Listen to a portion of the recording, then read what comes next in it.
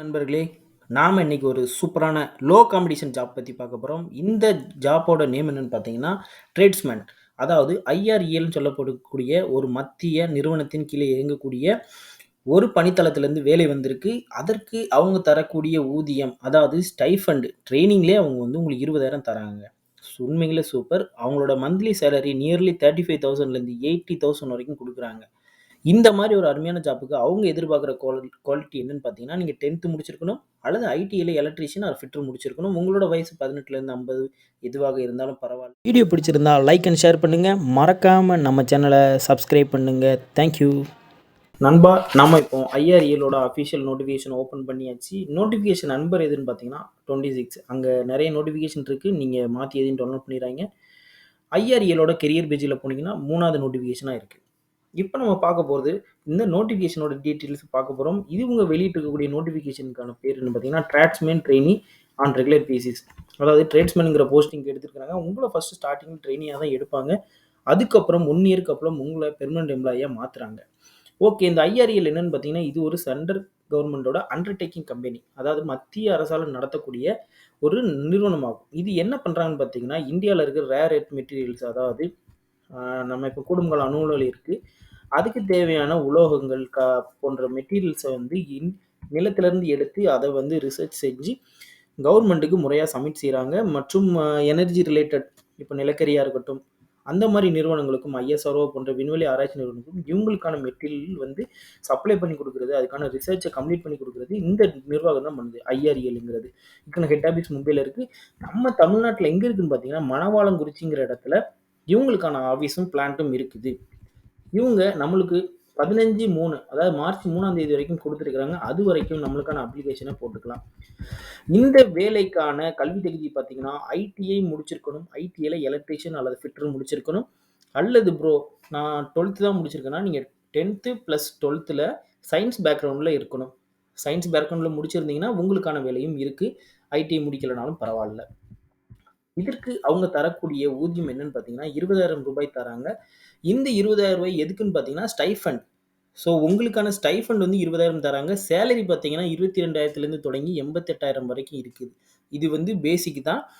பேசிக்னால அலவுன்ஸ்னால் உங்களுக்கு நல்லாவே தெரியும் சென்ட்ரல் கவர்மெண்ட் கம்பெனி எப்படி கொடுப்பாங்கன்னு. அலவுன்சஸ் நியர்லி 15,000க்கு மேலே வரும். ஸோ உங்களோட ஸ்டார்டிங் மாத சேலரியே வந்து 35,000லேருந்து 39,000 வரைக்கும் இருக்கும்.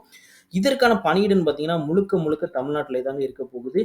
அண்ட் அவங்க ஸ்ட்ராங்காக சொல்லியிருக்கிறாங்க, உங்களோட 1 இயர் ட்ரைனிங் முடிஞ்சதுக்கப்புறம் நீங்கள் கண்டிப்பாக பணியமர்த்தப்படுவீர்கள். எந்தவித ஆட்சேபனையும் இல்லை. அதனால தான் அவங்க வந்து இதற்கான எக்ஸாம்ஸை வந்து கண்டக்ட் பண்ணுறாங்க. மற்ற அப்ரெண்டிஸ் மாதிரி வந்து என்னென்னா நேட் ஸ்போர்ட்ஸில் அப்ளை பண்ணி இதை போக முடியாது. டேரெக்டாக எக்ஸாம் எழுதணும். எக்ஸாம் எழுதி நீங்கள் பாஸ் ஆனதுக்கப்புறம் உங்களுக்கான 1 இயர் ட்ரைனிங் முடிஞ்சதுக்கப்புறம் அடுத்தபடியாக நீங்கள் பெர்மனன்ட் எம்ப்ளாயாக மாற்றுறாங்க. பெர்மனன்ட் எம்ப்ளாயாக மாற்றுறது மட்டும் இல்லாமல் W3 கிரேடு வந்து உங்களுக்கு கொடுத்து அதனில் இருக்கக்கூடிய சேலரி உங்களுக்கு கொடுக்குறாங்க. இதில் உங்களுக்கு வந்து DNS allowance, HRA, other allowance, எக்கச்சக்க பெனிஃபிட்ஸு, பென்ஷன் அது இதுன்னு எல்லாமே கொடுக்குறாங்க. நீங்கள் எம்ப்ளாயாக இருக்கும் பட்சத்தில் கண்டிப்பாக நம்ம 1 வருஷம் ட்ரைனிங் முடிஞ்சோடனே நம்மளை எம்ப்ளாயாக மாற்றிடுவாங்க. லைஃப் செட்டில்மெண்ட் தான். அதுக்கப்புறம் பார்த்தீங்கன்னா இவங்க சிபிடின்னு சொல்லி ஒரு கம்ப்யூட்டர் பேஸ்டு டெஸ்ட் நடத்துகிறாங்க. அதில் பாஸ் ஆகிறவங்களுக்கு மட்டும்தான் வேலை இருக்குது. இது எல்லா மத்திய துறை வேலைகளுக்கு வந்து பொருந்தும். உங்களுக்கு புதுசாக ஒன்றும் நான் சொல்ல வேண்டியதில்லை. அது போக அடிஷ்னல் போஸ்டிங்காக 2 போஸ்டிங் தமிழ்நாட்டுக்கு கொடுத்துருக்குறாங்க. இது நம்மளுக்கு ஆடட் அட்வான்டேஜ் தான். அதுக்கப்புறம் ரெக்யூர்ட் குவாலிஃபிகேஷன் பார்த்தீங்கன்னா நீங்கள் கவர்மெண்ட் ஐடி, அதாவது நேக் சர்டிஃபிகேட் உள்ள ஐடிஐயில் ஃபிட்டர் அல்லது எலக்ட்ரிஷியன் முடிச்சிருக்கணும். இல்லை நான் வந்து 12th தான் முடிச்சிருக்கேன்னா நீங்கள் 12th சயின்ஸ் பேக்ரவுண்ட் இருந்தீங்க, மினிமம் 50% மார்க் இருக்குன்னா உங்களுக்கு போதும். அதுக்கப்புறம் பார்த்தீங்கன்னா ரிசர்வேஷன் இருக்கான்னு பார்த்தீங்கன்னா கேட்டகரிஸ் கொடுத்துருக்குறாங்க. யூஆருக்கு 7, இடபிள்யூஎஸ்க்கு 2, ஓபிசிஎன்க்கு வந்து 5, எஸ்சிக்கு 2 கொடுத்துருக்குறாங்க. உங்களோட கேட்டகரி எதுவோ அதை நீங்கள் பார்த்து செக் பண்ணிக்கோங்க. ஏஜ் ரிலாக்ஸேஷன் கொடுத்துருக்குறாங்க. அதிகப்படியாக 50 வயசு வரைக்கும் கொடுத்துருக்காங்க. யாருக்குன்னு பார்த்தீங்கன்னா எக்ஸ் சர்வீஸ்மேன் பர்சனுக்கு கொடுத்துருக்குறாங்க. நீங்கள் மத்திய நிறுவனத்திலே வேறு ஏதாவது நிறுவனத்திலேருந்து இந்த எக்ஸாம் எழுத போகிறீங்கன்னா கண்டிப்பாக என்ஓசி கொடுக்கணும். என்ஓசினா நோ அப்ஜெக்ஷன் சர்டிஃபிகேட். நீங்கள் எந்த கரஸ்பாண்ட் டிபார்ட்மெண்ட்டில் இருக்கீங்களோ அங்கேருந்து கொடுக்கணும்.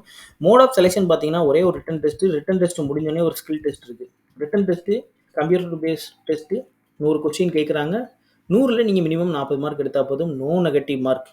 இதுதான் இந்த எக்ஸாமோட ஸ்பெஷாலிட்டியே. மற்ற எக்ஸாம் மாதிரி இதில் 0.5 மார்க் 0.34 மார்க்லாம் நெகட்டிவ் கிடையாது. ட்ரேட் டெஸ்ட்டுங்கிறது வேற ஒன்றும் இல்லைங்க. நீங்கள் எலக்ட்ரிஷியனா எலக்ட்ரிக்கல் ரிலேட்டடாவோ, ஃபிட்டிங்னா ஃபிட்டர் ரிலேட்டடாவோ உங்களுக்கான தகுதி தேர்வு இருக்கும். உங்களுக்கு அந்த வேலை தெரியுதா இல்லையான்னு செக் பண்ணுற மாதிரி சின்ன ஏதாவது சாம்பிள் டெஸ்ட் வைப்பாங்க, அவ்வளோதான். நம்ம லெபார்ட்டரியில் பண்ணுற மாதிரி தான். அதுக்கப்புறம் பார்த்தீங்கன்னா இதுக்கான எக்ஸாம் சென்டர் பார்த்தீங்கன்னா நம்ம தமிழ்நாட்டில் சென்னை நாகர்கோயிலில் இருக்குது. நீங்கள் உங்களுக்கான நியர்பை சென்டரை சூஸ் பண்ணிக்கலாம். ஃபீஸ் எதுவும் இருக்கா ப்ரோன்னு கேட்டிங்கன்னா கண்டிப்பாக இருக்குது. 500 ஃபீஸ் சொல்லியிருக்கிறாங்க. ஆனால் யாருக்கு கிடையாதுன்னு பார்த்தீங்கன்னா ஃபீமேலுக்கும் எஸ்சி எஸ்டி கேண்டிடேட்டும் கிடையாது. இது ரொம்ப நல்ல விஷயம். அதுக்கப்புறம் பார்த்தீங்கன்னா பாண்டு. இந்த பாண்டை எதுக்குன்னா உங்களுக்கு முக்கியமாக சொல்கிறேன்னா எந்தெந்த நிறுவனங்கள்லாம் பிராண்டட், அதாவது ஒரு தகுதியான நிறுவனமாக இருக்கலாம், அவங்கெல்லாம் வந்து எம்ப்ளாயிஸை பாண்டு போட்டு தான் எடுப்பாங்க. என்கிட்ட நீங்கள் 3 வருஷம் மினிமம் வேலை பார்க்கணும், 1 இயர் வேலை பார்க்கணும் அப்படின்னு. இவங்க வந்து நம்மளுக்கு கொடுத்துருக்க பீரியட் வந்து 3 இயர். நீங்கள் ட்ரைனிங் முடிஞ்சதுக்கப்புறம் செலக்ட் ஆனீங்கன்னா கண்டிப்பாக 3 வருஷம் வேலை பார்க்கணும். அப்படி இல்லாத பட்சத்தில் மேலே ஹைலைட் பண்ணியிருக்கிற தொகையை வந்து கட்டுற மாதிரி இருக்கும். நம்ம யாரும் அந்த மாதிரி ஒரு நல்ல வேலையை விட்டுட்டு போகிறதில்ல. மேபி உங்களுக்கு இதை விட பெட்டரான வேலை கிடைக்கும் போது விட்டுட்டு போகிறதா இருந்தால் இந்த மாதிரி தொகையை கட்ட வேண்டிய சூழ்நிலை வரலாம். அதுக்கப்புறம் பார்த்தீங்கன்னா இதில் முக்கியமான டீட்டெயில் எல்லாம் கவர் பண்ணியாச்சு. நீங்கள் இது போக ஃபர்தர் டீட்டெயிலும் தெரிஞ்சுக்கணும்னா வெப்சைட் நேம் கொடுத்துருக்கேன், www.irel.gov.in. அதில் வந்து கெரியர் பேஜுக்குள்ளே போனீங்கன்னா உங்களுக்கான நோட்டிஃபிகேஷன் கிடைக்கும். ஜென்ரல் அட்வைஸ் எல்லாமே கொடுத்துருக்குறாங்க. நீங்கள் ப்ராப்பராக அப்ளை பண்ணுங்கள். வேறு ஏதாவது ஃபர்தர் டீட்டெயில் வேணும்னா எனக்கு கமெண்டில் தெரியப்படுத்துங்க. நான் என்னால் முடிஞ்ச உங்களுக்கு உதவியை செய்கிறேன். கண்டிப்பாக நம்ம தமிழ்நாட்டில் இருந்து நம்மளோட சப்ஸ்கிரைபர் ஒருத்தராவது இதில் செலக்ட் ஆகணுங்கிறது என்னோட ஆசை, பெரிய ஆசை. கண்டிப்பாக செலக்ட் ஆவீங்கன்னு நினைக்கிறேன். இந்த மாதிரி லோ காம்படிஷன் ஜாப்பை ப்ரிஃபர் பண்ணுங்கள். டிஎன்பிசி மாதிரி எக்ஸாமில் எழுதி ஃபெயிலாக இருந்தால் கூட வருத்தப்படாதீங்க. இந்த மாதிரி central government exam, low competition உள்ள சென்ட்ரல் கவர்மெண்ட் எக்ஸாமை கிளியர் பண்ணி உங்களுக்கான வேலையையும் உங்களோட தகுதிக்கான வேலையும் நீங்கள் உறுதிப்படுத்திக்கங்க. All the best. இன்னொரு நல்ல வீடியோவில் உங்களை வந்து சந்திக்கிறேன். அதுவரை விடைபெறுவது ஆகா ஜாப்ஸ். தேங்க்யூ. மறக்காமல் நம்ம சேனலை லைக் அண்ட் சப்ஸ்கிரைப் பண்ணிடுங்க. பெல் பட்டனையும் கிளிக் பண்ணிடுங்க.